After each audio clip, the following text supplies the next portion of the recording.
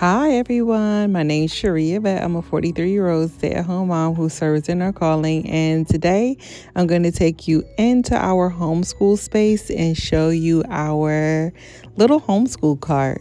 Come along. Here is our homeschool cart setup. I'm going to start with what I have hanging, and honestly, I have revamped this cart so many different times. This is what it looks like currently, 2026 spring. So these two things hanging on the front of the cart came from Dollar Tree, and they're like those little over the door like hanging racks that you can hang things on. And I just have their headphones and then their iPad. I specifically ordered this case, which I'll link everything in the description box, so it would fit on here, and then I could charge it right back there. And this is where the kids are supposed to put their headphones and their iPad. Off to the side, I still have the tag on this because I wasn't sure I was going to keep it, but I literally had it like this since September and it's working. My daughter is a big like arts and craft girly, and she gets very, very upset when I throw her stuff away. So I just took this hanging, another over the door hook, hung one of these baskets on it, and I was like, I don't know if I like that, but it actually works. So I just left it, and this is where she puts all her art pieces. Down at the bottom of the cart, this thing actually came right from my dishwasher. And I was like, I'm not gonna throw it away, I'm gonna repurpose it. It fits perfectly on my cart. And I didn't use it in a dishwasher. So inside here are just different math manipulatives and my hole puncher, rulers, and then my son is currently obsessed with his little calculator. So that's where we keep that. I guess since we're down here, I'll show you what's on the bottom. I have some rubbing alcohol, which I need to put in a spray bottle because that's good for my dry erase. When I write on the mirrors or my little makeshift dry erase boards, I can have the rubbing alcohol to clean off the board. I do have different storage baskets, which came from the Target Dollar Spot, which I had for many, many years. And inside these are a variety of things. These are their little magnets that goes to one of their charts and some extra charging devices. In here, I have their math manipulatives, their plastic coins, and a couple of math flashcards. These little stackable boxes came from Dollar Tree, and I love them because they fit right on top of each other. Inside here are the tools that we need for our schedule. This is for our calendar, like all the little accessories to go to our calendar. And inside the one down here is just extra miscellaneous crayons. I also have a pencil case down here for our, what are these things called? Like the coin wrappers. My kids have successfully learned how to count money, and one way we've done that is by using real coins, wrapping them in these coin wrappers from the Dollar Tree, and taking them to their bank accounts. Also, I have one of these extra personal banks that has not yet sold from my Etsy. If you're interested in it, you can go buy it. I'll ship it to you.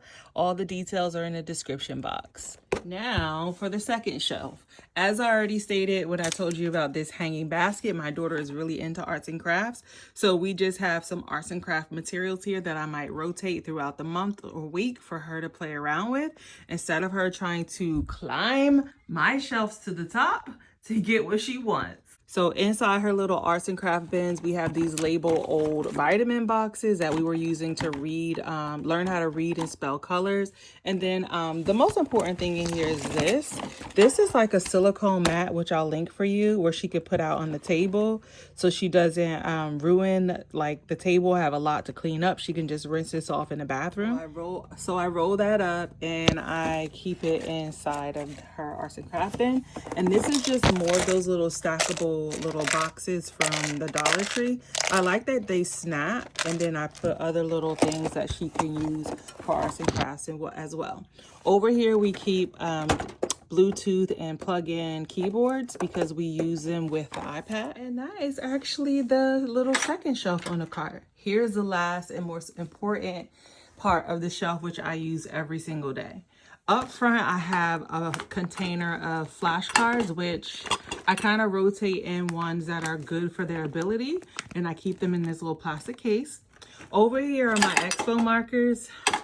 And then I have erasers for the kids. And right next to the erasers are like the dry erase eraser for my little boards and for when they use it for their math board as well. Inside of the top shelf, I have like these plastic book bins. You can get them from Dollar Tree, but they're not this big, the ones from Dollar Tree.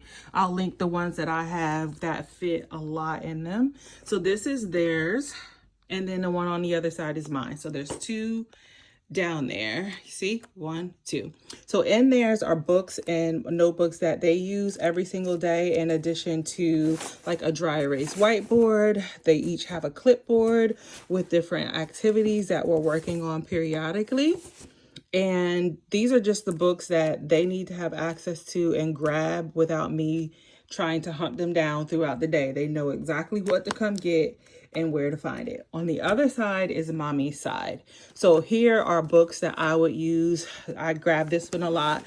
Teach Your Child to Read in 100 Easy Lessons, their science curriculum, my binders, which I'll do a binder tour in another video. And this is just where I keep books that I'm using and I want to grab very quickly without having to sift through my shelves that are behind me. So everything can be right there where I need it and I don't have to hunt around for it.